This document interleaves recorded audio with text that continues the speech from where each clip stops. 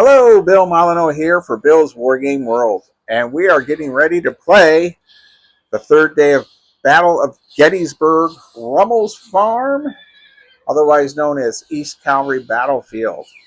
I have the new backdrop installed better. I have one heck of a lot of 54 millimeter cavalry figures on the table, and we are using, once again, I've made several videos. We are using Cross Sabres scenario book by Scott L. Mingus Sr.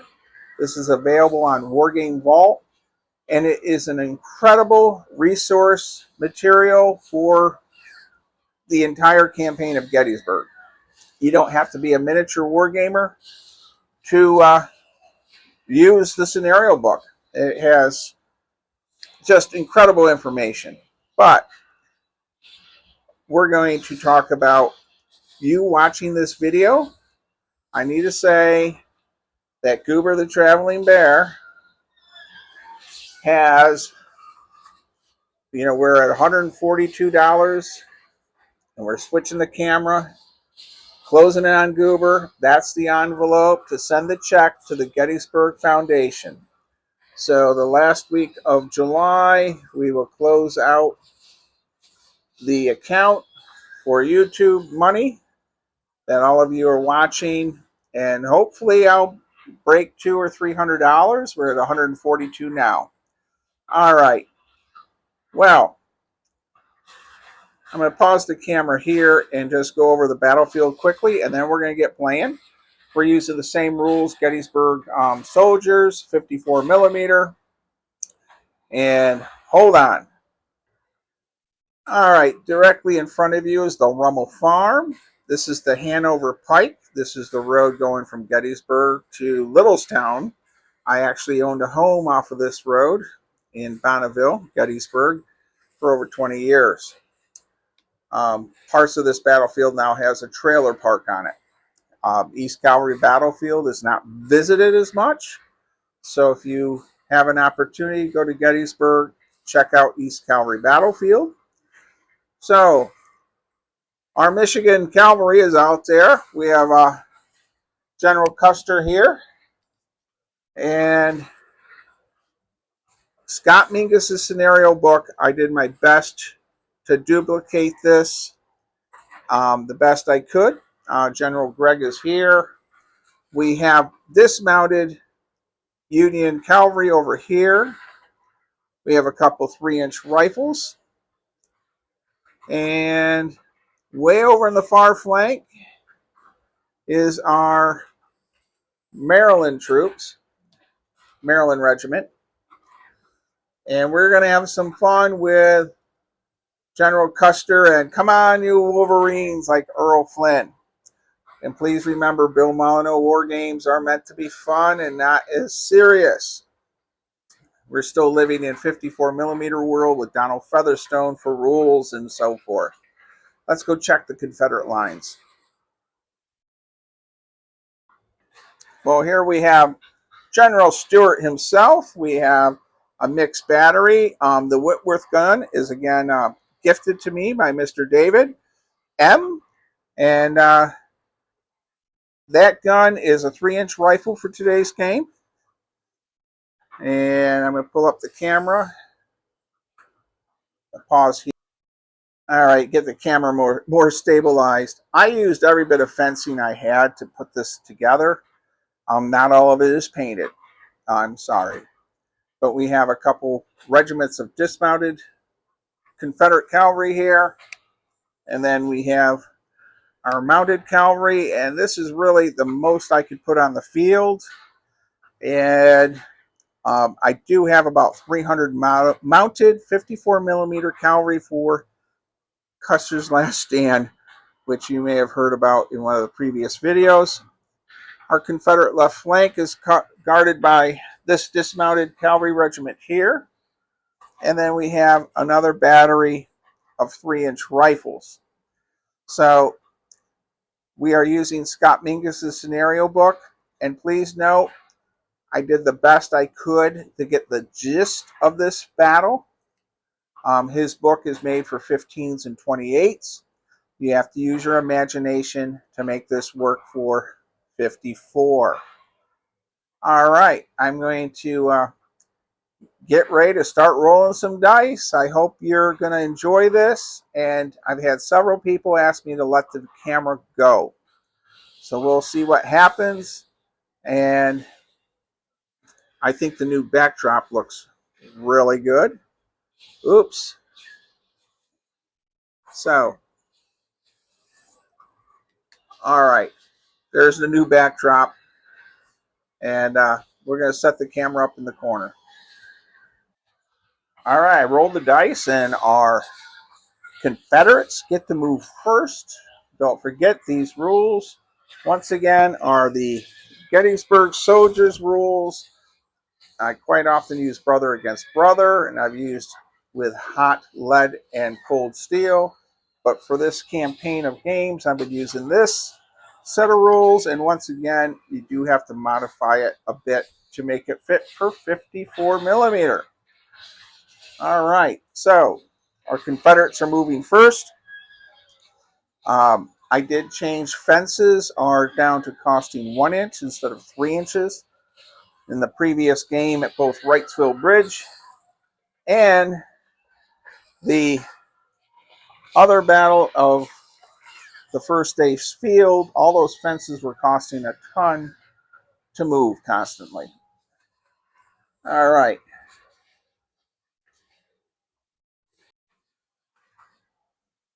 Well, now we all know my videos are what they are because I'm playing the best I can, but I'm going to send the dismounted are going to stay. I'm going to move this mounted cavalry unit up. They can go 24 minus 2 and 2 would be 22. They could actually hit them. But right now, we will put them at the fence. Scott Mingus's superior book lists what everyone is carrying as far as weapons and their grade value, being elite or rifled musket, smoothbores, pistols, shotguns, so forth. So we'll pause the camera here. Now I moved this unit up to here to cover my left flank. And now my two other regiments, we're gonna send this unit up to here.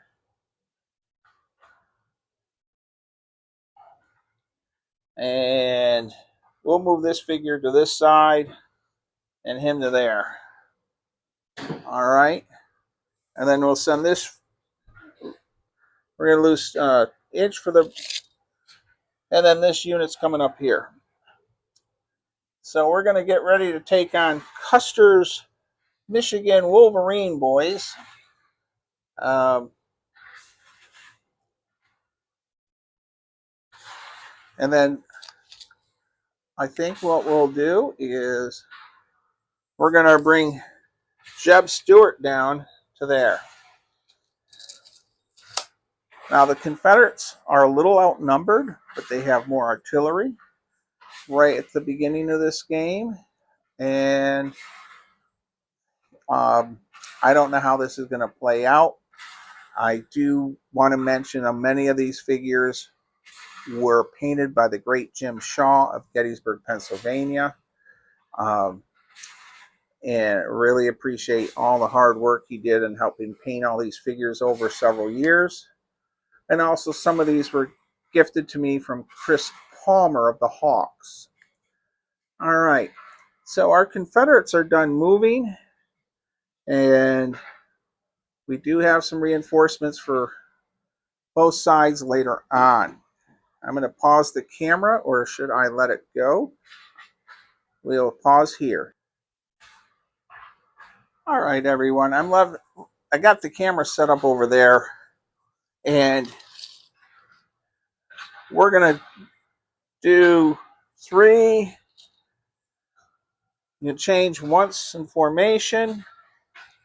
I'm going to bring this Maryland Cavalry unit, and this is a Union Maryland Cavalry unit, over here. Because, and I got to see if you can even see that. I apologize if you can't. It'll be frustrating if you can't.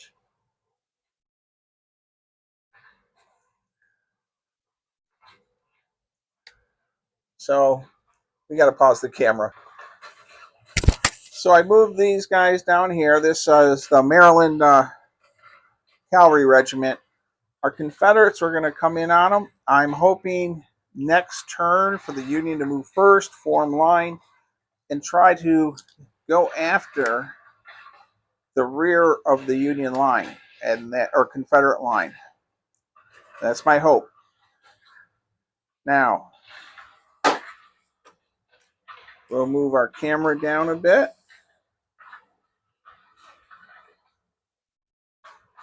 And I'm going to go ahead and move our Union Cavalry. So I got to make our screen a little bigger.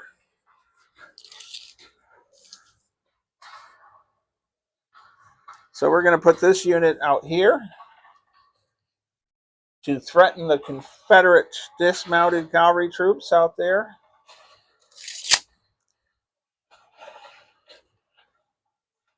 I took an account for the fences. And there we are. Now, General Gregg is out here. To win this game, you have to control the Rummel farm. For a super good victory, whoever controls the supplies and all for the Union Army is on the Hanover Pike here for this part. And we are advancing our dismounted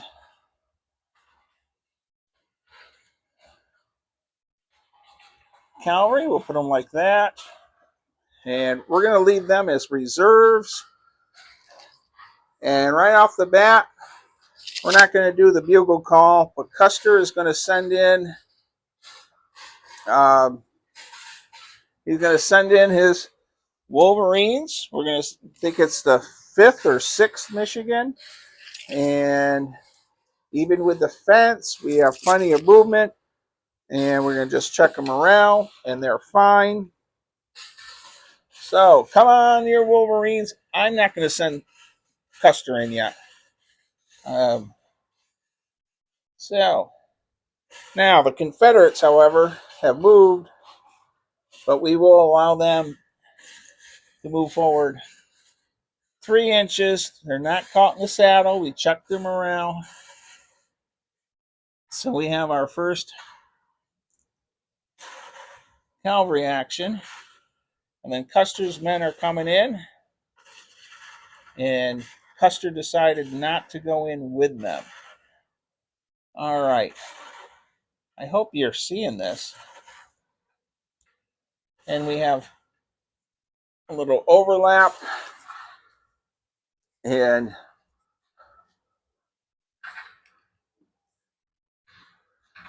so that's our cavalry action there. I'm going to bring the other regiment up as support.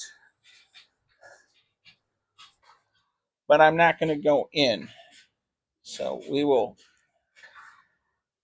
position them here.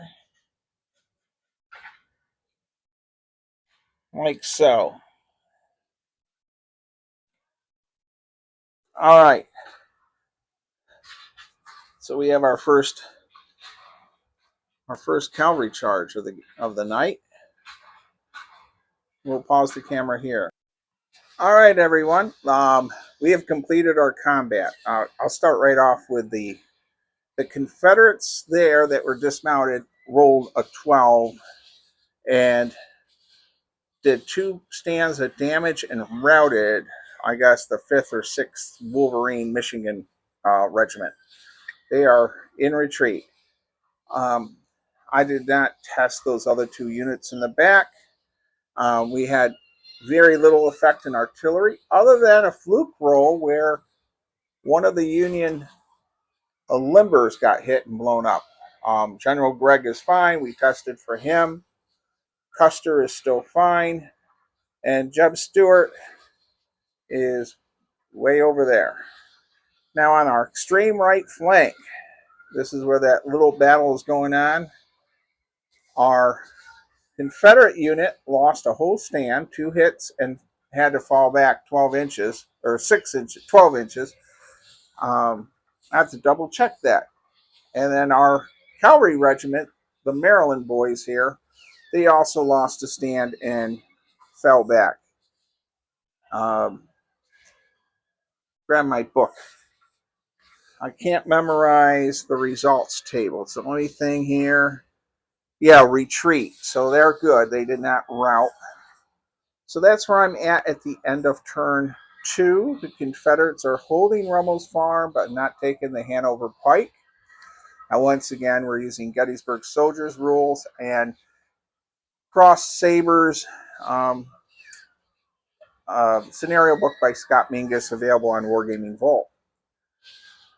Let's go to turn 3.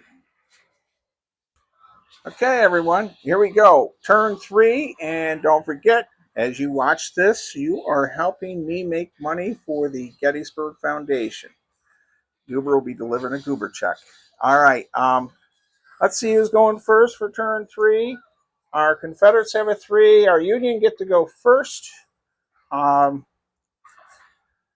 think I should have done the cavalry charge. I don't know. I'm going to send everything forward on the Union side. And what we'll do is we're going to start there. We're going to send him forward, and we'll do it right now. Let's see if we can get a... I'm not going to switch our music over, sound effects, to a bugle charge. And rolling on the cornfield is ineffective. And we are good to go. We lose 2 inches for here. And you can't see a darn thing I'm trying to do.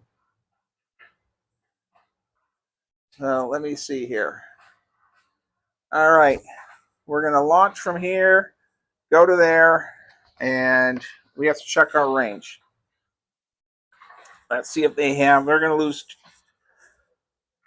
inch crossing our fence line, and we got plenty. We're going to stop the camera here, and I'm moving all our Union troops. Welcome back to turn 3. The Union have moved. I have not moved the Confederates, but I've advanced my dismounted troopers forward. And then I sent in the rest of the Wolverines. I got 2 regiments of cavalry charging that dismounted cavalry. We'll see what happens. Sitting in the saddle shooting didn't do so well. So we're going to try to charge with 2 regiments. This regiment here, it's still routing. General Gregg now has ridden up to rally them next turn. If not, they're going to be off the table. Now, we'll go over to the other side of the table now and show you what's happening with our Maryland Union Cavalry. All right, this Union Cavalry regiment may or may not get whacked, depending on how well the Confederates roll on firing. And this unit has yet to roll for its morale check. It has to roll a 6 or higher. And we rolled a 6. They've rallied and they're functional. So we're going to have them... So they can rally and still move. And in these rules, I don't know if they can charge and rally. What do you think? I'm going to say even they can, odd they can't. Odd they can't. So we're going to say they've rallied, but they just, right now, they're fully functional again, but we couldn't get them to charge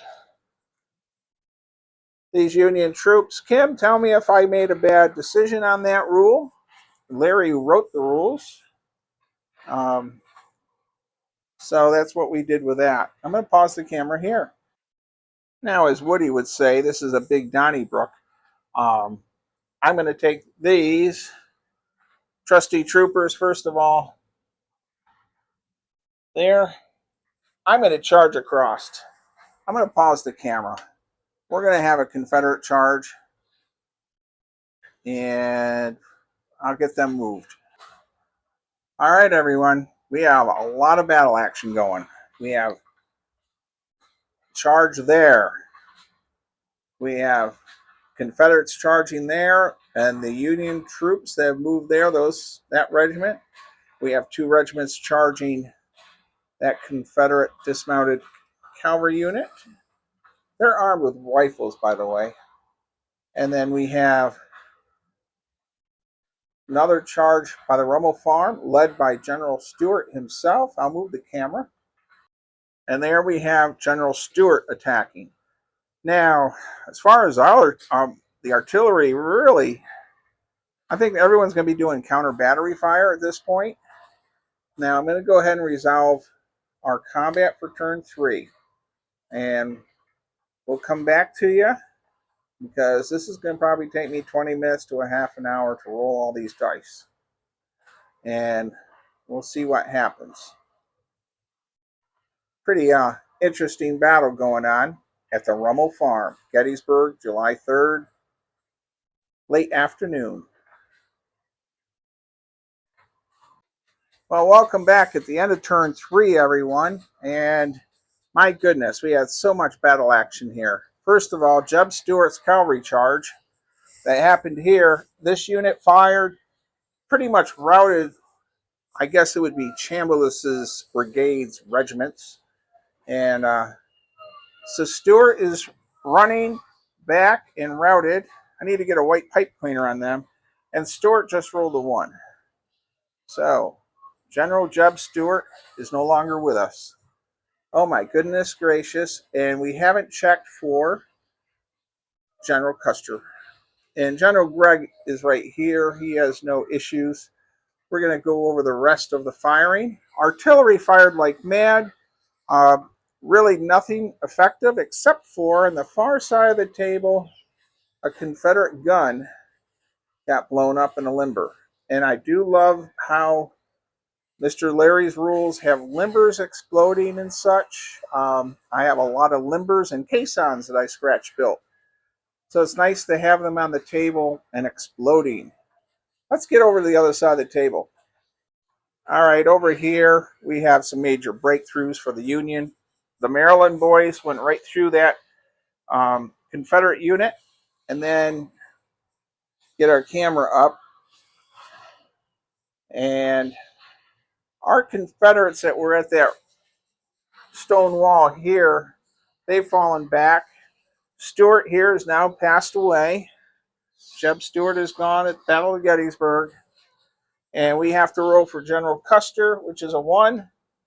And oh my goodness, that was a leaner 1. We're going to re-roll, and that was a 3. So General Custer, I don't know. If I was at a convention game, some people would say that was a 1. All right. Wow. The Rummel farm, though, is still held by the Union. Let's get another view. All right. Right now, the Rummel farm is not held by the Union. We have a Confederate regiment holding, I guess, the barn and house. We have a ton of Union cavalry coming in on the flank. We have 2 regiments of Confederate cavalry that are off table that would come on turn 4. And that's where we're at. I'm thinking with the loss of General Jeb Stuart, I'm going to review Scott Mingus' scenario paperwork right now and see if we need to call this or not. And General Custer is doing quite well. All right, we're going on to turn 4, and we have a couple Confederate units that come on back there on Crest Ridge or whatever. And we'll see what happens, but it's really leaning towards the Union. And we have a Union regiment that needs to be tested for running away. And we're going to go ahead and roll for right now and see who goes first.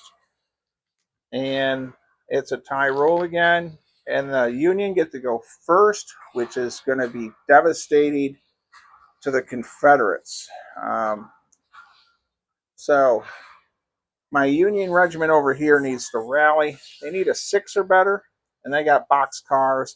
Plus, I had General Gregg here, And so with General Gregg encouraging those men to turn around, we're going to have General Gregg reform them right there. Look at that. Get rid of that nasty route morale marker. And we're going to have our Union troops move.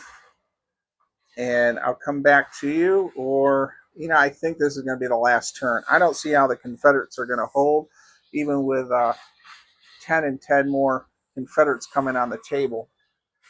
Also, I have to do a morale check for a routing Confederate unit out there. Let me see how I got the table set up for everyone. Hope everyone's enjoying this game. I only lived a few miles from this battlefield, and this unit needed to roll a 6 or higher, and they're making a break for it. Very sad. So, all right. They need a 6 or higher, and I rolled a 4. They're routing. This isn't good. This unit here is okay, and so is this unit. So I only have this unit out here, and then 20 more cavalry figures coming on the table. It's two 10-man units. So our Confederate routing troops have moved. We're holding the barn and farm area still. Are going to go ahead and finish moving our Union troops. All right, everyone. Really appreciate all you watching, by the way. We've rallied this unit, of course, with General Gregg, like we've talked about. And at the end of our turn 4, we've done everything but our artillery fire and muskets. And it's getting darn late. But we're going to finish this turn out because this will be it. We're going to move the camera. So let me pause it here. So we have our cavalry action here. We have Union and Confederate cavalry fighting there. And then we turn over to here. We have a Donnybrook is Elwood Woody Chris, the famous author and historian who passed away over a decade ago. I talk about him a lot. He was a great friend. And anyhow, they're getting hit in the rear. They're routed. They're taking losses. They're going to get chopped up. And then our other cavalry unit crossed the fence, went into march, and that's where they're at. They didn't have enough to continue any farther or further. And Lynn Otto, famous historian of Conrad Weiserland and Fort Halifax, your stone building that you gave me many years ago, is once again in the battle. All right, enough of me babbling. We have Union dismounted troopers coming to take the Rummel's farm from that last regiment. And if you're wondering, we were supposed to have Confederates appearing on our road here, 20 figures. So I'm going to pause the camera here and resolve all our combat. It's looking bleak for the Confederates, plus Jeb Stuart's down. Oh, General Custer is right here. All right, welcome back. Artillery fire was pretty much ineffective at counter battery. Rolled really bad for everybody. But for our cavalry action here, we had a surprise of both are still locked in combat with losses. Now here, the Union Cavalry Regiment, another Michigan unit, they took out that other 4 figures of Confederates. Just like I predicted, General Custer chopped up that regiment. We're going to roll to see if we roll a 1. We rolled a 2. Custer lives to see the Battle of Little Bighorn. And then over here we have our Confederate unit took one hit. It already had one, so it's down to 2 bases, and also had to fall back. Our Union regiment did not take a loss, and I did not give either one cover for the fence at that point. And artillery was totally ineffective. No one scored any limber hits or anything else. Earlier in the game there, I had a couple limbers explode. We did lose a cannon and a couple crew members. Let's pause the camera here. All right, everyone. Thank you for watching. The Battle of Rummel's Farm, the Union Cavalry troopers under Gregg and General Custer, and the Wolverines like Earl Flynn. And you gotta love that movie. It's sort of bizarre in the sense of, come on, you Wolverines. But I really need to stress, I'm hoping to raise at least $200. We're at $142 right now with you watching this YouTube channel. And August 1st, I will pick a new place to donate my YouTube money to, and I'm hoping to have at least $200 for Wayne Motts and the Friends of the Gettysburg Foundation. As far as these rules, I don't really know Larry. I've met him at Historicon, but I really am enjoying his rules quite a bit. If you're looking for a fast, simple system, but yet has some detail in it, this is a great rule set. And then last but not least, I have to talk about crossed sabers, cavalry scenarios. And yes, I know Scott fairly well at times. I mean, I think he's the best. He's my favorite Civil War author. If you can, look him up on Amazon, and his lectures are wonderful also. And I can't say enough of how much I enjoy this scenario book. It's full of history besides wargaming stuff. Wargame Vault carries it, and it's not very expensive. I don't even know if it's $10. So it's just a simple PDF download. As far as the battle, Goober the Traveling Bear and I will be doing another video this week on my new board game, Weiss Fort. And that board game proceeds, my part of my money that I get, I'm donating to the Weiss Fort Foundation to save that battlefield from development. So, if you're new to my channel, please subscribe and like, and get other people to watch.